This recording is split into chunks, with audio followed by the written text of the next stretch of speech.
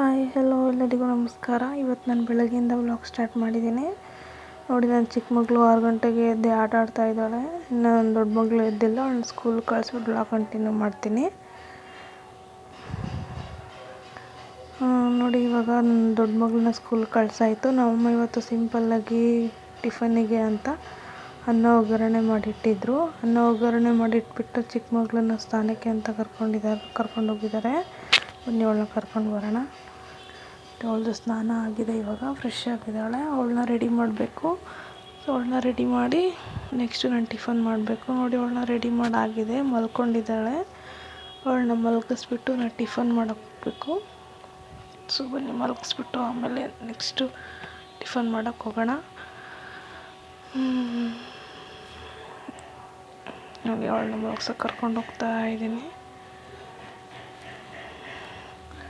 ಮಲಗಿಸ್ಬಿಟ್ಟು ನಾನು ಟಿಫನ್ ಹಾಕ್ಕೊಂಡು ಟಿಫನ್ ಮಾಡಬೇಕು. ಟಿಫನ್ ಹಾಕ್ಕೊಳ್ಳೋಣ ಬನ್ನಿ. ಟಿಫನ್ ಹಾಕ್ಕೊಂಡು ಟಿಫನ್ ಮುಗಿಸಿ ಸ್ವಲ್ಪ ಬಟ್ಟೆ ಇದೆ, ಬಟ್ಟೆ ತೊಳಿಬೇಕು. ಅವಳು ಚಿಕ್ಕ ಮಗಳು ಎದ್ದೊಳಿಷ್ಟರಲ್ಲಿ ಎಲ್ಲ ಕೆಲಸನ ಮುಗಿಸ್ಕೋಬೇಕು. ಇಲ್ಲ ಅಂತ ಅಂದರೆ ಅವ್ರನ್ನ ನೋಡ್ಕೊಂಡಿರೋದೇ ಆಗುತ್ತೆ ದಿನ ಪೂರ್ತಿ. ಸೊ ಟಿಫನ್ ಮುಗಿಸಾಯಿತು. ಇವಾಗ ಆ ಸೈಡ್ ರೂಮಲ್ಲಿ ಒಂದು ಡೋರ್ ಇದೆ, ಬಾಲ್ಕನಿ ಸೈಡಲ್ಲಿ. ಆ ಡೋರ್ನ ಕ್ಲೋಸ್ ಮಾಡಿಲ್ಲ ಅಂದರೆ ಬೆಕ್ಕೆಲ್ಲ ಒಳಗಡೆ ಬಂದುಬಿಡುತ್ತೆ. ಸೊ ಇವಾಗ ಟಿಫನ್ ಮುಗಿಸಾಯಿತು. ನಮ್ಮ ಮಗಳನ್ನ ರೆಡಿ ಮಾಡಿ ರೂಮೆಲ್ಲ ಹಾಗೆ ಬಿಟ್ಟಿದ್ದೆ. ಸೊ ಅದನ್ನು ಎಲ್ಲ ಕ್ಲೀನ್ ಮಾಡಿ ಆಮೇಲೆ ನಾನು ನೆಕ್ಸ್ಟ್ ಸ್ನಾನಕ್ಕೆ ಹೋಗೋಣ, ಸ್ವಲ್ಪ ಬಟ್ಟೆ ಇದೆ ತೊಳೆದ್ಬಿಟ್ಟು ಆಮೇಲೆ ಸ್ನಾನಕ್ಕೆ ಹೋಗೋಣ ಅಂತ ಅಂದ್ಕೊಂಡು ಎಲ್ಲ ಕ್ಲೀನ್ ಮಾಡ್ತಾಯಿದ್ದೀನಿ. ಸೊ ನೋಡಿ, ಸಿಂಪಲ್ಲಾಗೆಲ್ಲ ಕ್ಲೀನ್ ಮಾಡ್ಕೊಂಡಾಗಿದೆ. ಇವಾಗ ನಾನು ಬಟ್ಟೆ ತೊಗೊಂಡು ಸ್ನಾನ ಮುಗಿಸ್ಕೊಂಡು ಬರಬೇಕು, ಬಟ್ಟೆ ತೊಳೆದ್ಬಿಟ್ಟು.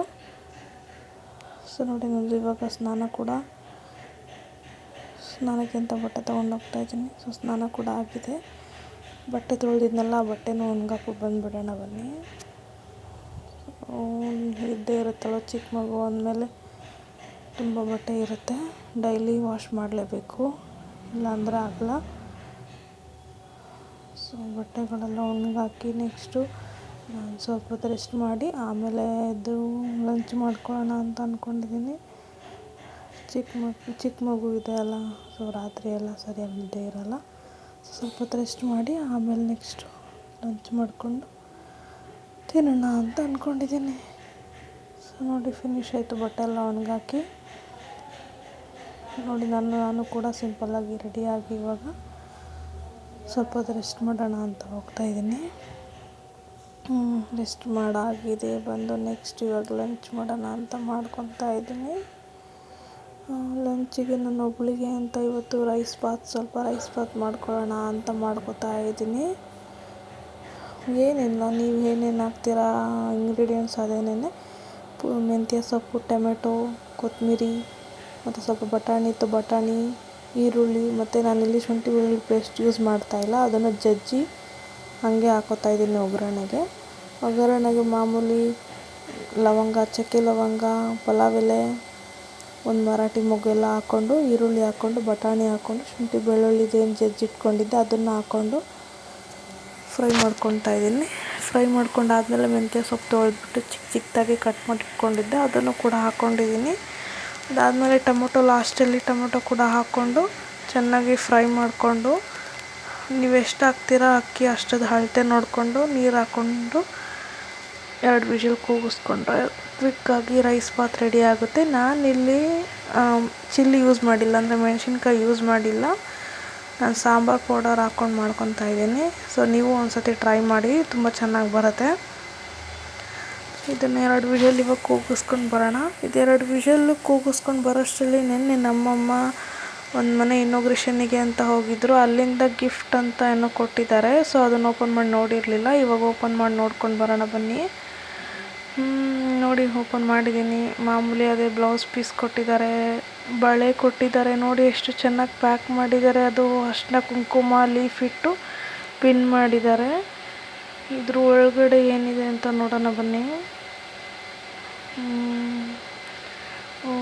ನೋಡಿ, ಇದ್ರ ಒಳಗಡೆ ಪೂಜಾ ಸಾಮಾನು ಅಂತ ಕೊಟ್ಟಿದ್ದಾರೆ. ಓಪನ್ ಮಾಡೋಣ, ಏನಿದೆ ನೋಡೋಣ. ತುಂಬ ವರ್ತ್ ಆಗಿದೆ ಗಿಫ್ಟು, ಚೆನ್ನಾಗಿದೆ. ನೋಡಿ, ಇಲ್ಲಿ ಆಮೇಲೆ ಡೈಲಿ ಯೂಸಿಗೆ ಯೂಸ್ ಮಾಡ್ತೀವಲ್ವ ದೀಪ ಅದಿದೆ.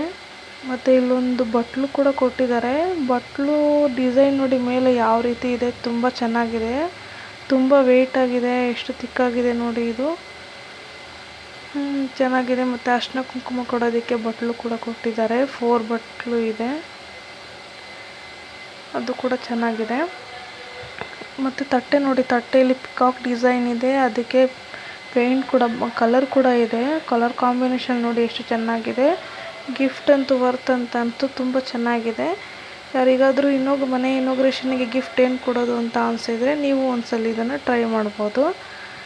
ಎಲ್ಲರಿಗೂ ತುಂಬ ಇಷ್ಟ ಆಗುತ್ತೆ ನೋಡಿ. ಇದನ್ನು ನಾನು ನೋಡ್ಕೊಂಡು ಬರೋಷ್ಟರಲ್ಲಿ ನನ್ನ ಚಿಕ್ಕ ಮಗಳು ಕೂಡ ನಿದ್ದೆ ಮಾಡ್ತಿದ್ದವಳು, ಅರ್ಧಕ್ಕೆ ಎದ್ಬಿಟ್ಟಿದ್ಲು.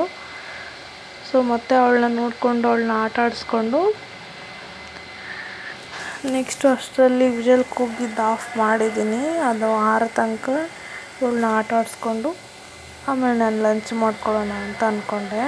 ಚಿಕ್ಕ ಮಕ್ಕಳು ನೋಡ್ಕೊಳ್ಳೋದು ತುಂಬ ಕಷ್ಟ.